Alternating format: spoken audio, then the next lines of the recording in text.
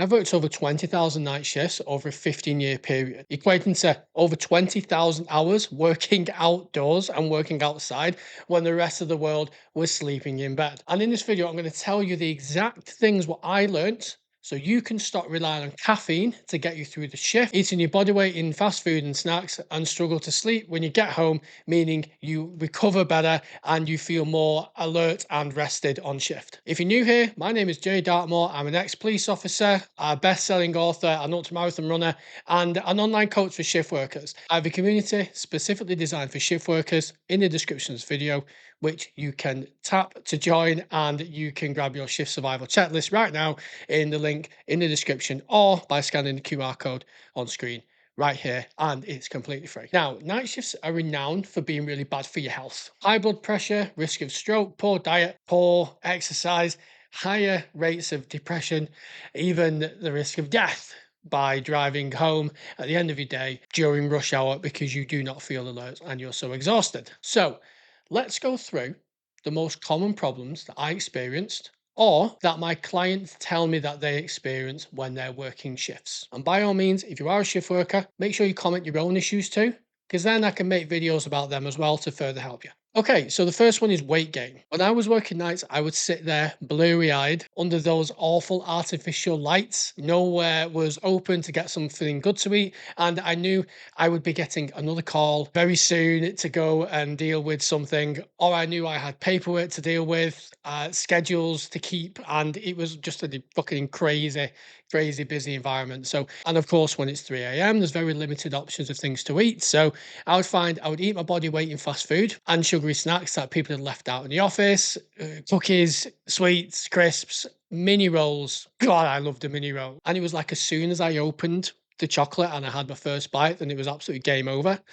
Sugar and caffeine definitely keep a night shift running. And speaking of caffeine, we'll actually get onto caffeine very soon. But as a result of this, I found myself starting to gain a bit of weight. My sleep suffered, my bank account really suffered, and I justified it all by saying, well, yeah, it's a night shift. It's a night shift, isn't it? I actually had a colleague who used to tell me that calories don't count on nights. That same colleague is now actually, quite overweight because these choices, what we make, do catch up with us eventually. Nothing exists in a vacuum. So, what is the solution to this problem? And I'll tell you, it's not starving yourself and it's not trying to resist temptation either. In fact, what you'll later find out, the biggest thing we can do to actually support ourselves during a night shift is what we actually do away from the shift itself. But we'll get onto that in a minute. So, what we want to do is when we start a night shift, we want to set ourselves up for success. Now, the best way to do this is to meal prep. Now, nothing's saying you can't have a burger on a Friday night shift.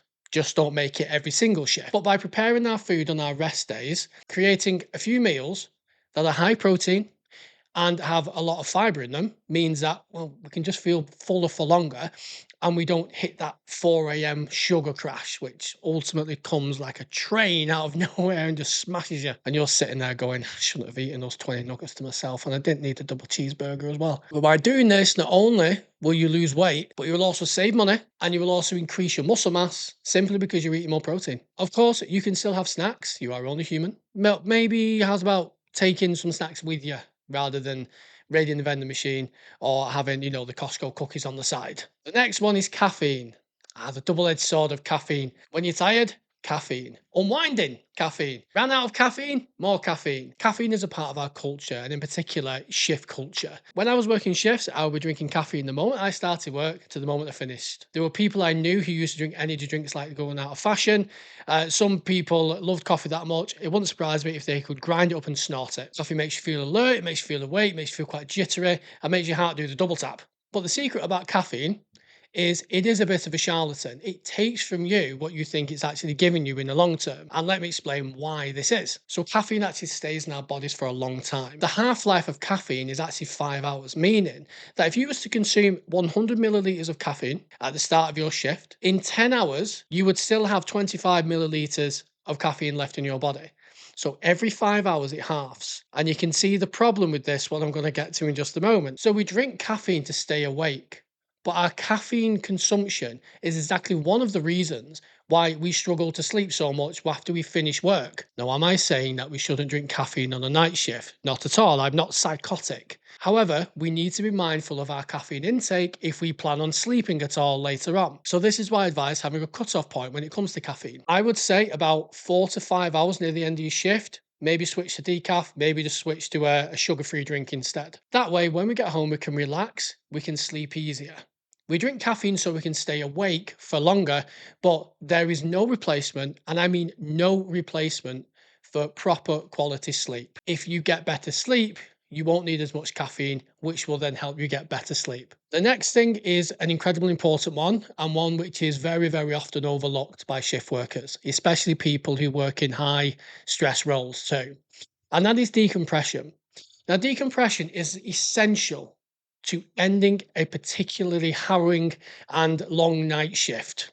And night shifts, I found, are either one of two things.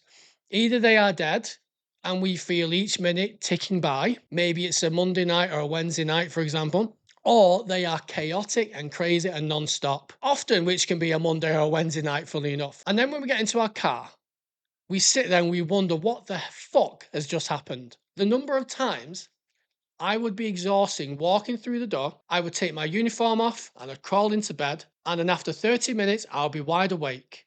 Then they'd be fighting to try and get back to sleep. I'd wake up, go back to sleep, wake up, go back to sleep, eventually give up. Then they'd have to do the school run, take the dog for a walk, and then they'd be back in work again shortly afterwards, feeling like an absolute zombie. How did you sleep on nights? I didn't. Me neither. It's very safe. But it was only by doing some research and analysing my own behaviour when I walked through the door that I discovered, going, hang on, no wonder I can't sleep for very long because I'm sabotaging my sleep as soon as I get through the door. So during the day, our brains want to be awake. Sunlight sends a very powerful signal that tells our brains that we need to be up and alert. The brain doesn't understand that we've just spent the last 10 hours awake doing a night shift. This is why when you go to bed tired, you're awake 30 minutes later wide awake because the sunlight is hitting your eyes. So we need to create a wind down routine and as well a very good sleeping environment. So let's talk about a wind down routine. Do you ever get into bed and your head's absolutely spinning and you feel like you are stressed and you are agitated? Maybe you're still thinking of, that job you went to, which was a bit nasty, that incident you dealt with, or even something what your knobhead boss may have said to you, or a work colleague has pissed you off with something. Well, let me introduce you to a brain dump.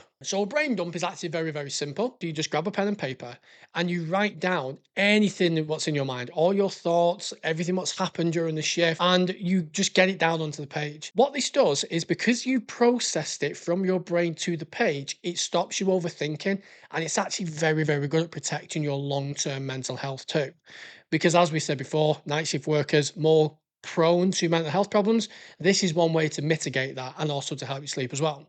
The next one is dim light. Okay, so dim light creates a sense of darkness. We don't want to walk in and turn all the lights on. And I like sitting there while I'm doing a brain dump and I've got dim light on. I like sitting there with a bit of music on, maybe a bit of lo-fi, something quite relaxing. And you'll start to feel more tired as a result of doing this. Even a decaf tea works absolute wonders here because it's very soothing for your body. We need to we need to relax that nervous system. We need to relax that brain. The next one is, you guessed it, and the thing which is completely alien to shift workers is sleep. Good quality sleep is better than any caffeine pill we can take, better than any supplement. And if sleep could be bottled into a drug, it would be illegal. It is that powerful. So, how the fuck do we get good sleep? So the first thing we need to do is we need to create darkness. Like I said, sunlight in our eyes, hell for your brain when you're trying to sleep.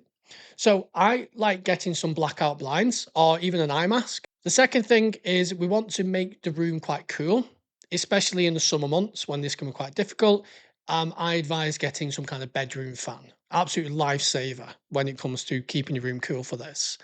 I then found that some white noise is also very helpful, in particular if if you've got neighbors and there's other people around the house.